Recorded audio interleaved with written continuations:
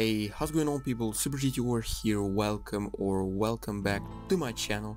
Hope you're all having a wonderful day today. In today's video we'll be discussing whether tanks or armored vehicles, as well as other vehicles, just regular cars, could come to Red Dead Redemption 2. Now if you do go on to enjoy this video, then don't forget to leave a like under this video.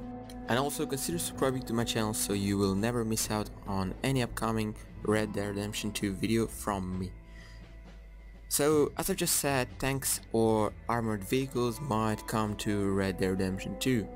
We have those expectations based on several things.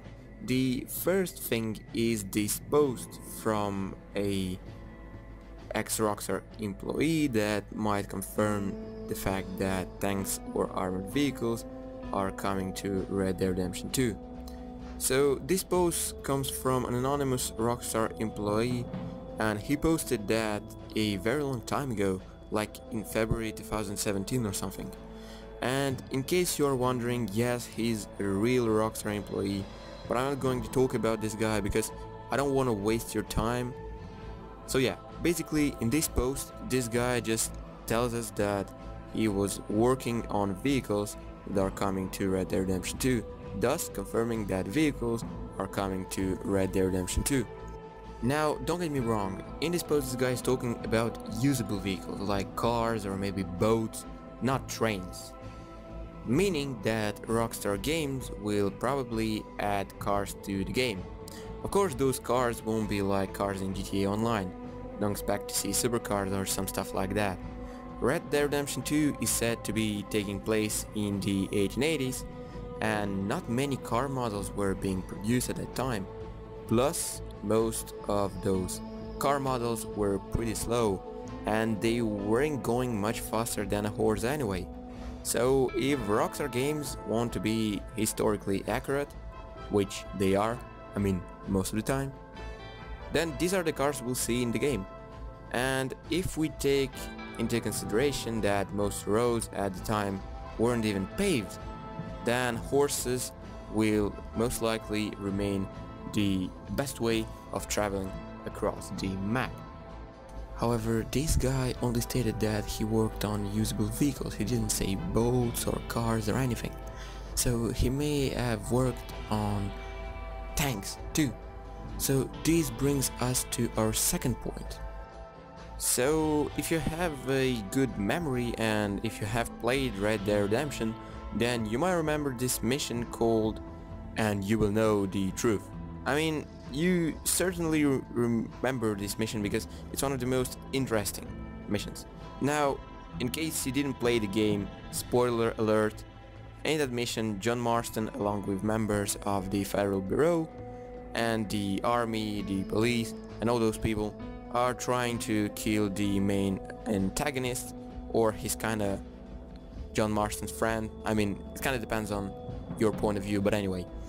In that mission, John Marston and the state forces are using an armored truck with a machine gun on the top of it. Unfortunately, that armored truck is unnamed, but as you can see here, that's this very mission. And as you can see, this killing machine feeds 3 people in total. The driver, the passenger, those people are basically the people from the FIB or the Federal Bureau. I don't quite remember how they're called. And of course the person staying behind the machine gun at the back of the truck, which is John Marston in this case, but it could be the Red Dead Redemption 2 player if this truck is coming to the game. Now, what's really interesting about this vehicle is that it makes you completely invincible.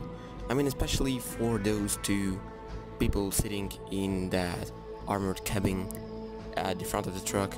They're sitting in an armored cabin and looking through armored glass portholes, and they are pretty much invincible. And even John Marston, that's staying at the back of the truck, is nearly invincible. When those terrorized natives are shooting at John Marston, he barely takes any, I mean really any damage. So this truck was really amazing, but unfortunately we couldn't drive it in the game, and we could only stand at the back of the truck and even see the vehicle in that only mission. So all that leads us to think that this very armored truck or a similar armored truck will be coming to Red Dead Redemption 2. And what's even more interesting is that, you see, at the end of the 19th century, and just to remind you, that's the time when Red Dead Redemption 2 is said to be set, the British government was working on a very interesting project, which was building the first ever tank. Now, at that time it wasn't even called a tank, and it didn't even look like a tank. In fact, it was more of a big armored cabin with a rotating cannon on the top of it. And also the structure didn't have caterpillars like most tanks have today, but it was placed on the railway and we needed a horse to move it. What is even more interesting is that this project succeeded, but then the British government realized that it wasn't that useful and it costed too much to make those railway tanks. Of course, that wouldn't be too realistic to add those railway tanks to the game, but just for the sake of entertainment, Rockstar could add those railway tanks and maybe even give them engines so that they can move as trains. Or maybe Rockstar Games could also put them on, the entire steel block on the back of an armored truck, or maybe even on the back of the armored truck that we have just talked about from Red Dead Redemption, and so that we can use this railway tank on the road.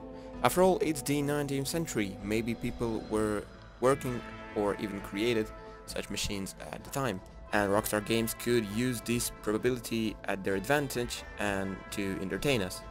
Rockstar Games could also add armored trains to Red Dead Redemption 2, since we know that armored trains were already being made at that time. Now, I don't think that all of those tanks, armored vehicles, or whatever you call them, will come to Red Dead Redemption 2, but I think that some of them will definitely come to the game, especially the armored truck one from Red Dead Redemption. And even if you won't see most of them in the game, we can still expect Rockstar Games to add those killing machines in a future DLC. No one really knows after all. But let me know your thoughts on this topic in the comment section down below. Personally, I think that it would be a really good idea. I really wanna know your thoughts on this, and also consider subscribing to my channel so you will never miss out on any upcoming information about Red Dead Redemption 2. But I'm SUPER-GTOR, and I'll see you all in the next video.